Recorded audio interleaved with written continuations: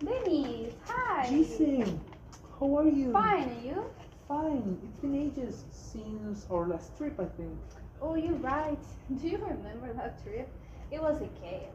Of course, I remember. I felt really guilty because we almost lost our trip because of me. Oh, but luckily you had your passport. By the way, could you find your ID or you got a new one? Sadly, I couldn't find it, so I had to ask for a new one. But I think I look better in that one. I'm sure you do.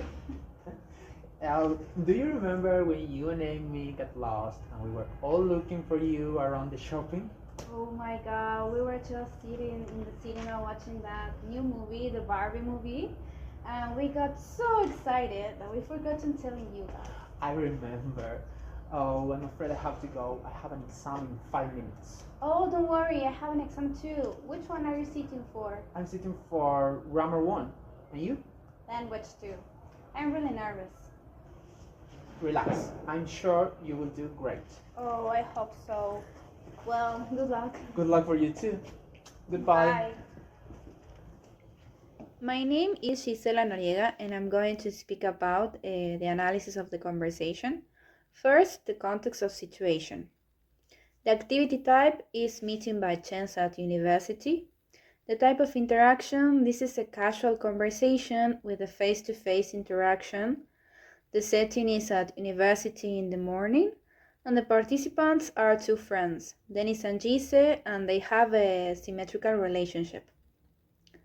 The parts of the conversation, the opening goes from G1 up to G3.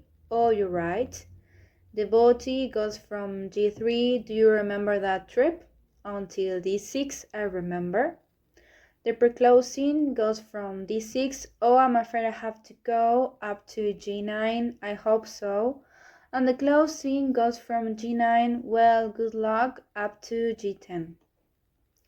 Now the analysis of the conversation. I chose to analyze one turn of the body and then turns of the preclosing and the closing. First, the turn of the body I chose is G4.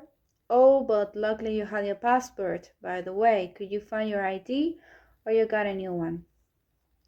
The U-turns, oh, but luckily you had your passport, is a preferred response move. The O is the discus marker with interpersonal metafunction and is showing sudden realization. But is a discus marker also with interpersonal metafunction, and here is functioning as an opposition of the preceding one. I mean the preceding discus marker O.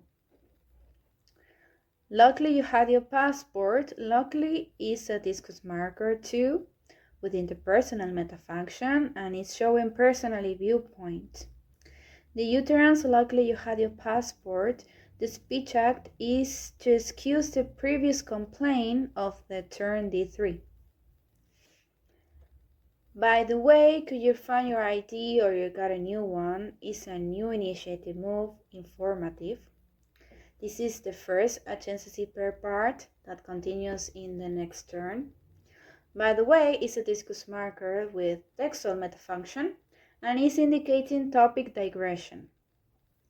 Could you find your ID? The speech act is elicitation for information, or you got a new one. The speech act is reformulating the question. The utterance, by the way, could you find your ID or you got a new one, is the beginning of an insertion sequence that is going to be answered in the next turn, that is D4. The next turn I analyzed is D6. Oh, I'm afraid I have to go. I have an exam in 5 minutes.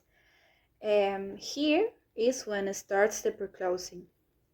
And this is an initiating move. This is the first adjacency pair part that continues in G7. O is a discus marker with textual metafunction. It's introducing a topic. In this case, it's introducing the ending of the conversation. I'm afraid is a discus marker with interpersonal metafunction and is acting as a mitigator. avoiding the following face-threatening act of the ending of the conversation, that is, I have an exam. I have an exam. The speech act is explanation. Then we have G9. Oh, I hope so. Well, good luck. Oh, I hope so is the end of the pre-closing. This is a follow-up move of acknowledgement. This is the second adjacency pair part. O is a discuss marker with textual metafunction. This is called the or received token, and it's indicating that the speaker received the message. I hope so. The speech act is accepting the previous well-wishing mentioned in the turn D8. And then the utterance, well, good luck, is part of the closing. It's a new initiative move. This is the first adjacency pair part that continues in D9. Well is a discuss marker with textual metafunction indicating transition to the next conversational routine, good luck, and the speech act is well-wishing. Then D9, good luck for you too, goodbye. This is part of the closing, both utterances. Good luck for you too is a preferred response move. This is the second adjacency pair part. It's a conversational routine, and the speech act is returning the well-wishing. And then we have goodbye, the utterance goodbye. It's an initiative move, and this is the first adjacency pair part that finish in G10. This is also conversational routine, and the speech act is farewell. Hello, my name is Denis Piorno, and I am going to analyze this conversation. First of all, I will analyze the context of situation. Okay, the type of interaction of the conversation is meeting by chance at the university. The type of interaction is face-to-face, casual conversation. The setting is at the university in the morning, and the participants are two friends, in this case, Gisela and Denis, who share a symmetrical relationship. Now I will analyze the parts of the conversation. The opening goes from turn G1 up to turn G3, all your right. The body goes from turn G3, do you remember, up to turn D6, I remember. The pre-closing goes from turn D6, I'm afraid I have to go, up to turn G9, I hope so. And the closing goes from turn G9, well, good luck, up to turn G10. Okay, now I'm going to analyze 3 turns of the opening part of the conversation and 1 turn of the body part of the conversation. The first turn I'm going to analyze is G1 that says, Denis, hi. Okay, it is part of the opening part of the conversation. It is an initiative move. It is the first part of the adjacency pair. Here we find the vocative Denis functioning as a summon with interpersonal metafunction, and we also have the conversational routine hi, which speech act is greeting. The second turn I will analyze is Gisela, how are you? Which is also part of the opening part of the conversation. In the first utterance we have Gisela. It is a preferred response move and is the second pair part of the adjacency pair. Here we have the vocative Gisela functioning as a summon with interpersonal metafunction. The speech act of the utterance is greeting back. The following utterance says, how are you? This is a new initiative move and it is the first pair part of the adjacency pair. Here we have the conversational routine, how are you? Which speech act is asking about well-being. Okay, the third turn I'm going to analyze is fine, and you? Okay, it is also part of the opening part of the conversation. In the first utterance we have a preferred response move. This is the second pair part of the adjacency pair. And here we have the conversational routine fine, which speech act is answering about well-being. The following utterance is a new initiative move, and it is the first pair part of the adjacency pair, and it says, and you, which is Pichag, is asking back about well-being.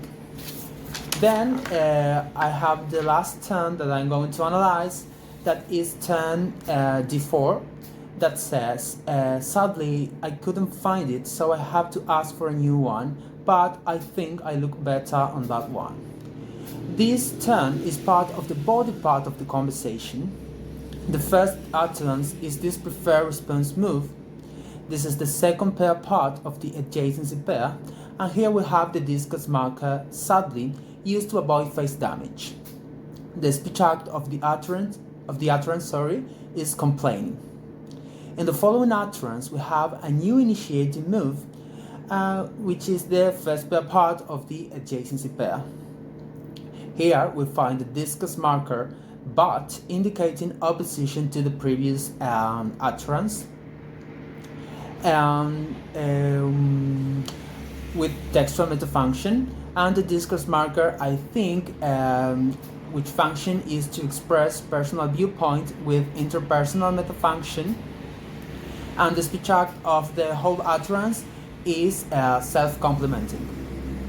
Thank you for watching.